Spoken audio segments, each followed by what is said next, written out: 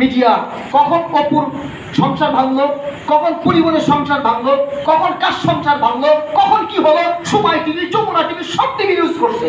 এখন দশটামিগুলা নিউজ হয়, কিন্তু আওয়ামদের ভালো কাজগুলো নিউজ হয় না। আশ্চর্যের ব্যাপার। এই সময় টিভি, যমুনা টিভি, আরো অন্যান্য যত টিভি চ্যানেল আছে, কাজটা কি? অন্যের সংসার ভাঙাভাগি নিউজ করা। আল্লাহ রাসূল স্পষ্ট বলেছেন, মান তাশাব্বাহা বিকওমিন ফাহুয়া মিনহুম, যে জাতি অন্য কোন জাতির আদর্শকে অনুকরণ করবে সে তাদের দলভুক্ত হবে। সমাজে যারা আছেন, ক্রিকেটার বলেন, ফুটবলার বলেন, নায়ক নায়িকা বলেন, যারা যত যার কিছু আছে, এদের আদর্শ যদি ইসলাম বিরোধী না হয় আর এটা যদি আপনি অনুকরণ করেন, আপনাকে জাহান্নামে যেতে হবে, তো কোনো সন্দেহ নেই। কারণ হাদিস স্পষ্ট, মান তাশাব্বাহা বিকওমিন ফাহুয়া মিনহুম, যে জাতি অন্য জাতির আদর্শ অনুসরণ করবে তাদের সাথে সে দলভুক্ত হবে, তাদের সাথে উঠবে। যদি তাদের সাথে দলভুক্ত হয়, তাদের সাথে যদি উঠতে হয়, তাহলে যুবক তুমি এখন চিন্তা করে দেখো তোমার সেলিব্রিটি কে হবে, তুমি কাকে অনুসরণ করবে, তুমি কাকে অনুকরণ করবে। এই যে ছেলেটা, আমি বুঝি না বিষয়টা, এতদিন পরে অবশ্যই প্রশাসনকে ধন্যবাদ দিই আমি, এতদিন পরে প্রিন্স মামুনকে ধরেছে। এই ছেলেটাকে একটা বয়স্ক একটা মহিলা, তার সাথে সে নিয়মিত থাকতো, এতদিন পরে ধরেছে। একাজ যদি কোনো আলেম করতো, একাজ যদি কোনো আলেম করে ফেলতো, এতদিন মিডিয়া, যত মিডিয়া বাংলাদেশে আছে, আমার মন বলে মনে হয় বিদেশ থেকে মিডিয়া ভাড়া করে আনতো, যা সে চ্যানেল নিউজ করতে হবে, এই নিউজটা কভারেজ করতে হবে। অথচ এই ছেলেটা দিনের পর দিন, মাসের পর মাস, বছরের পর বছর এই মহিলার সাথে একসাথে চলাফেরা করেছে, একসাথে থেকেছে, এক করে থেকেছে। কত সুফি ফেরেশতা মানুষ, তাই না? হ্যাঁ, কত সুফি ফেরেশতা মানুষ ছেলেটা। হ্যাঁ, মহিলাটা কত ভালো মানুষ। আহা, আউযু বিল্লাহি মিনাশ শাইতানির রাজিম।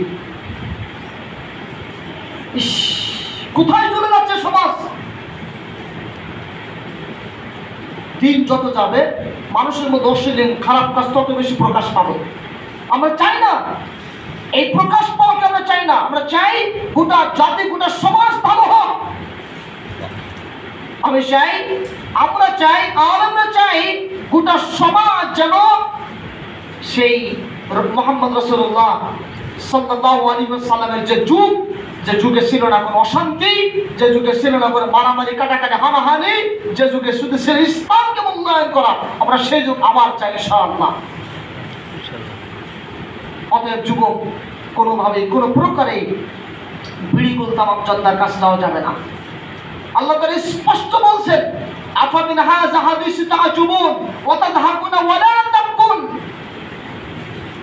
তোমরা কিয়ামতের কঠিন বিভীষিকাময় যে কথা, শুধু আশ্চর্য হচ্ছ না, তোমরা গান বাজনায় মত্ত হয়ে আসো, কনসার্টে মত্ত হয়ে আসো, আনন্দ ফুর্তিতে মত্ত হয়ে আসো। এ কথা কে বলেছেন? কে? কে? আল্লাহ সুবহানাহু ওয়া তাআলা। আল্লাহ তাআলা জানিয়ে দিচ্ছেন আপনাকে কিয়ামতের কঠিন বিভীষিকাময় অবস্থা সম্পর্কে আপনাকে অবগত করছেন, আর আপনি গান বাজনায় মত্ত হয়ে আসছেন। এ কথা আল্লাহ বলেছেন যে তুমি গান বাজ, কিয়ামতের কঠিন অবস্থা সম্পর্কে কই কান্নাকাটি তো করলে না, গান বাজনায় মত্ত হয়ে আসো। মনে রাখা ভালো হবে, এই অবস্থায় যদি মৌত চলে আসে, যুবক যারা আছেন, পর্দার আড়ালে যারা মা বোন আছেন, যারা অন্যান্য মুসলিম যারা আছেন, কঠিন বিপদ, আমাদের এখনই সচেতন হতে হবে। এখনই, আজকে, এখনই কি আবার, এক্ষুনি সচেতন হতে হবে। আমাদের চলাফেরা, আমাদের সময়, আমাদের জীবন পরিচালনা সব কিছু হবে একমাত্র কার জন্য? একমাত্র আল্লাহর জন্য। কারণ যদি মৌত চলে আসে, মৃত্যু যদি হয়ে যায়, কবরে কঠিন বিপদের কারণ হয়ে যাবে, এতে কোনো সন্দেহ নেই। রাসূল মুহাম্মদ সাল্লাল্লাহু আলাইহি ওয়াসাল্লাম তিনি বলছেন, আল কবরু আউয়ালু মানজিল মিনাল মানজিলিল আখির ফায়াবাদ ওয়া ইয়াশর মিনহু ওয়া ইন লাম ইয়ানজু মিনহু। একজন মানুষ যখন মারা যাবে, পৃথিবী থেকে চলে যাবে, প্রথম বিপদের জায়গা হবে কবর। মানুষ যদি কবর থেকে বেঁচে যায়, এরপরে যত ঈশ্বর আছে সব তার জন্য সহজ হয়ে যাবে। যদি কবর থেকে বাঁচতে না পারে, কিয়ামত কঠিন, তো অনেক বেশি কঠিন। আর কিয়ামত কঠিন মানে জাহান্নাম আরো সহজ, তাই না?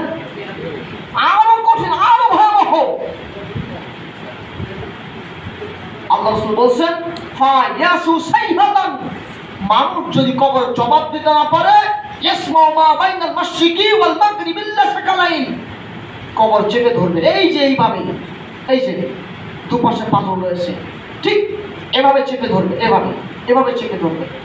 ডিমের খোসা যেমন পাতলা, ঠিক পাতলা করে দিবে এভাবে। চিৎকার করবে বাপরে মারে করে, ইয়াসমাউ মা বাইনাল মাশরিকি ওয়াল মাগরিবি লাসাকালাইন, চিৎকার করবে বাপরে মারে করে, কঠিন চিৎকার। মানুষ এবং জিন বাদা সব বুঝতে পারবে। মানুষ ও জিন বাদে কবরের আযাব সবাই বুঝতে পারবে, কিন্তু মানুষ যে বুঝতে পারবে।